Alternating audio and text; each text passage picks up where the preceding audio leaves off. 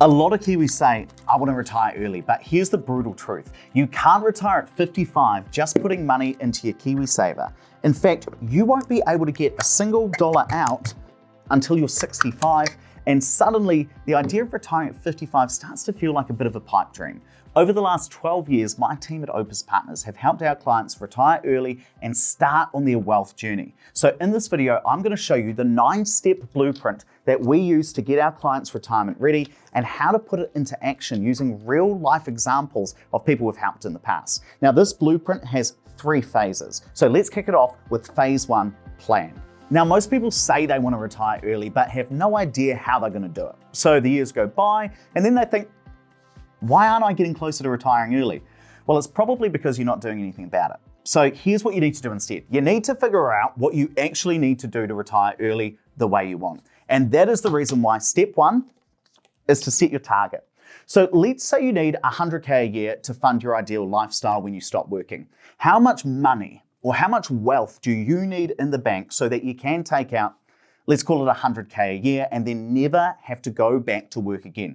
Now, one simple rule of thumb is the rule of 4%. So basically, whatever you want to spend, times that by 25, and that is the amount of wealth you need to live that lifestyle. And if you do that, you can take out 4% a year and pretty much never run out of money. Now, the 4% rule isn't perfect, but it's good enough to start with. So if you want to spend $100K a year, times that by 25, that means you need $2.5 million of net worth, excluding your family home, to make that happen. And you can get fancy, you can take this to the next level and say, well, what about the cost of living? That tends to go up. So I want to make sure I factor that in because I don't want to get 10 years down the line and not be able to buy what 100K can today. Or you might also think, well, maybe I only need enough money to cover my costs from age 55 to 65, because after that, the superannuation kicks in. And that is the exact reason why I built my wealth plan. It's a tool that my financial advisors use to do those heavy number crunching formulas and figure out, well, what should your goal be? But if you want to just be real simple, just use the rule of 4%. Take what you want to spend, multiply it by 25, you've got your starting point. And by the way, if you want a cheat sheet of this 9-step retirement blueprint, I've created a free PDF that includes an explanation of each step, as well as the links to all of the tools that I mentioned in this video. So go ahead, go grab that now. The link's down in the description. You can use it as well to follow along with this video. Now, you might currently be putting money into KiwiSaver, maybe have 5K in Sharesies, or plan to save more when you get a pay rise. But is that gonna be enough to get you to your wealth goal? And that's the reason why step 2 is simply to face your future and see if you're on track. Again, you can use my wealth plan to figure this out, but it's currently only available to people who work with my financial advisors at Opes Partners. And while you can get your own wealth plan for free doing that, you might actually just want to do it yourself at home. So if that's you, you can still run the numbers yourself. I recommend using the savings calculator on Sorted. So if you currently put aside $100 a week at an 8% return, you're 35 and you want to retire at 55, well, you're on track for just under 250K. Now, is that enough to hit your goal? Well, it depends what you said in step 1. If you want to spend 100K a year when you stop working, then that's 10% of what you're going to need. Now, if you only need to spend 50 grand a year, well, that's cool. Your current savings plan is 20% of what you need. And I know that's scary, especially when you compare your goal versus what you're doing right now, because you might find that you've got what I call a wealth gap. There's a difference between what you want and what you're currently doing. In fact, one of my financial advisors, Neffy, she was helping an older couple, and they wanted to plan to stop working. They were actually nearing 65, and they used my wealth plan. They did all the things I'm talking about in this video. Now, they wanted to retire on 80 grand a year, but their investments hadn't worked out. And they looked at their numbers, and the husband actually started crying. And he said, I'm not sad that we don't have the money that we want, but because I feel so many people have tried to take advantage of me, and this is the first time that I feel like I know what I need to do. At least now I know the truth, and that makes me feel relieved. And because this is really scary, I call this facing your future. But if you find that you do have a wealth gap, what do you need to do to close it? Well, let's break it down. So you have this goal, you know what you're currently investing, and you know that what you're doing right now isn't going to get you to that goal. So what are you going to do? Well, one option is just to lower the goal. Don't retire at 55, keep working. In that case, you won't need as much money, so problem solved. The other option is to start investing more. And if that's you, step number 3 is to plan your portfolio. Now, if you're doing this at home, you can use Sorted's calculator to see how much you need to put aside each week to hit that goal. So if you're 35 today, you need to save $2 million, let's call it, to close your wealth gap, and you reckon you might get an 8% return on your savings. Well, you're going to need to start investing around $800 a week for the next 20 years. Now, if you're going to use property, then a classic strategy that people use is to buy a house, and let's say it's for $600K, and if that goes up in value by 5% a year, then after 15 years, that property might be worth just over $1.2 million. Now, if you sell that property, pull your money out, you can use that towards your retirement. And there's a great argument to be had about whether 5% is the right number and how much house prices will go up in the future, or whether it should be higher than 5%, lower than 5%.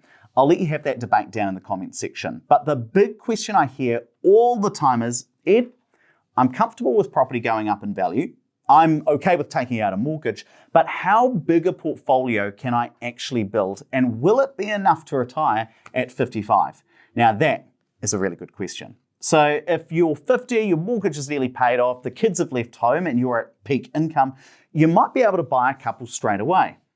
But if you're 30 years old with 2 young kids, a big mortgage and 1 income, your plan might look a bit different. And that is the exact reason why I hired this Kiwi Excel guru. His name's Nick Boberg, who competed at the Excel World Championships, yes, that's a real thing, over in Las Vegas. And so I asked him, Nick, will you build me a spreadsheet that answers that question? How many properties can somebody buy over the next 15, 20 years? And this is what he built. And in this example, a couple earning 80 grand a year each might be able to buy 3 investment properties over the next 8 years. And if they did that, and if they held those properties and house prices went up by 5% a year, which is slower than what they've done in the past, then this is how much they'd make in that scenario. I originally gave this tool away on a webinar, and I wasn't ever planning to give it away again, but here we are. You should download it to run your numbers. I've included the link in the cheat sheet, which again is down in the description. Okay, so now we're ready to move on to phase 2 of the blueprint, which is property. And I'm gonna stick with property for the rest of the video. Right now, there are over 40,000 properties listed on TradeMe. So how do you know which one will be the right fit for you? Well, that's exactly what we're gonna cover in step 4, which is to pick the right properties. And here's the ugly truth. Many investors mess this up. So another of my financial advisors, Kathy, she was advising a 34-year-old investor. And they'd been talking to a developer, and that developer was trying to get them to buy an apartment. Now, this guy was young. He's got heaps of time before he wants to stop working, and his primary goal is to grow his wealth rather than cash flow right now. But apartments are a yield property. They get a bit of cash flow, but they don't go up in value as fast. And so Kathy asked him, is cash flow your biggest concern right now? And he said, not really. And so Kathy asked again, well, why is this developer trying to show you high yield apartments when you actually really want growth? And so the question for you is, do you care more about growing your wealth long term or getting cash flow right now? Well, if you're 55 and you actually want to stop working and you want to live off the rent from your properties, then yeah, a yield property like a room by room rental or a high yield apartment, that could make a lot of sense. But if you're 35, maybe even 45, you're trying to grow your wealth, well, then a growth property is likely to be a better fit. And I was speaking with another property investor. He actually bought an apartment back in 2015 for $550K in Auckland. Now, since then, Auckland property prices are up 55%. But this guy who invested in an apartment in Auckland Central, his property is now worth $100K less. It's down 19%, while the rest of properties in Auckland are up 55%. So those guys bought the wrong property. They bought yield when they really needed growth. And so to exit step 4, you really need to decide, what are you looking for? Are you looking for new builds that you build and hold? Or do you want to renovate existing properties? Where are you going to buy? Do you like the numbers in a big city, maybe Auckland, or do you prefer a smaller town like Tokoroa? Do you want houses? Do you want townhouses? Do you want apartments? And I've written articles about how to get your answer to each of these 3 questions. So I'm dropping them on the cheat sheet as well. And I get that this is all a bit of homework, but that is how you go from 40,000 listings or more on TradeMe down to a number that you can actually investigate. And once you do have that smaller list of properties, how do we figure out which one to invest in? And also, how are we going to set it up? Like, Should we use an interest-only mortgage or principal and interest? Should we buy and add value, or should we just buy and hold? Should we flip? Should we renovate?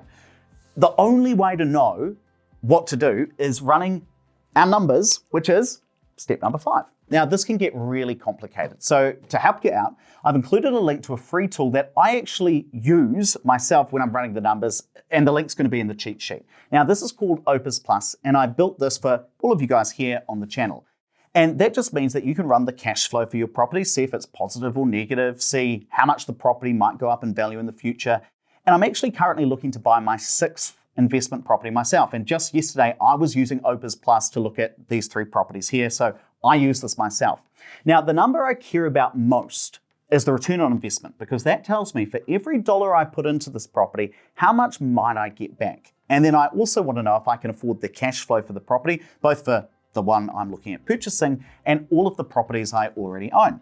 Now, this is a really good free tool if you're a long-term investor. But if you want to flip properties, I actually recommend someone else's app. I recommend you check out the Investor Pro app. There's a free version and it works really well for property flippers. So you found a property, you've run the numbers, it's the right type of property for you, but so far everything we've done has just been on paper. And everything always looks good in theory until it doesn't, because sometimes you're about to buy a property and then you realize it's leaky, or it's in a flood zone, or the developer is dodgy if it's a new build. So now it's time to go through step number 6, which is the detail dive. And this is where we check the physical side of the property before we actually invest. So another one of my financial advisors, Dennis, was working with an investor. They wanted to buy a property in Horswell down in Christchurch. Now, on paper, everything looked fine. But then it turns out that the property was on an old floodplain and the insurers were a little bit iffy. So the investors decided to invest somewhere else. And the way you get into the detail dive is you sign a contract to buy a house and you make sure it's got a due diligence clause in there, just like this. And I'll put this clause on the cheat sheet just so you've got it. And that means that I can buy this property at whatever price that we've agreed to on the contract, but you, the seller, can't sell that property to anyone else. So you're in control, you're in what we call the property power position. And that means you've got 10 business days to do all of your checks. So step 4, we decided which properties we're looking at. Step 5, we ran the numbers. At this point, you can choose which 1 or 2 properties you want to sign a contract for and go through the detail dive. And this is where you're going to make sure that you can get the money from the bank. You're going to make sure that the rental property actually meets the healthy home standards. You're going to be able to ask the seller or the real estate agent any difficult questions and get your lawyer to check the contract. You should get a building inspection and make sure you can actually get insurance and a whole lot more. But you're going to end the second phase having found your first property to kickstart your retirement fund. So that brings us to the third and final phase of our blueprint. And I would argue that this is actually the most underrated phase of the 3, because this is where you make or break your success. Phase number 3 is persistence. And the first part of this is step number 7, which is to get your first tenant. And look, tenants can be frustrating at times. You're dealing with humans and some won't pay their rent on time. Some won't look after your place as well as that you would want. In fact, I once talked to a property investor who was self-managing their properties and their tenant had put privacy stickers over every single window. And that sounds fine in theory, but it actually damaged every single window in the house and it cost a couple of grand to fix. Then in the bathroom of that same property, the landlord had just fully renovated it before this new tenant moved in, new shower, new everything. But then when this investor was doing an inspection of the property, they noticed that the plastic shower base had cracked. So water had been leaking through the floor for maybe 6 weeks. And that part of the house basically looked like soggy wheat bix. Now, why didn't the tenant let the landlord know earlier? Well, all they said was, well, I didn't think it was a big deal. Well, it turns out it was, because it cost 25 grand to fix the whole thing. And that's actually not the worst part. The insurance company didn't pay out for that damage because the landlord hadn't been doing their inspections every 3 months. So a big life hack is to use a property manager. And look, I'm not just saying that because I co-own a property management company. You don't have to use my one, but use someone just to make sure that everything's done right. Now, let's be candid for a second and talk about the harder part of property investing. So we know that properties are likely to go up in value over time, but if it ever feels like it's not going to plan, you're not alone. Let me tell you about a time that happened to me. So I bought an investment property with my ex-girlfriend. We signed up to buy, it was a new build property off the plans, so it wasn't fully built yet.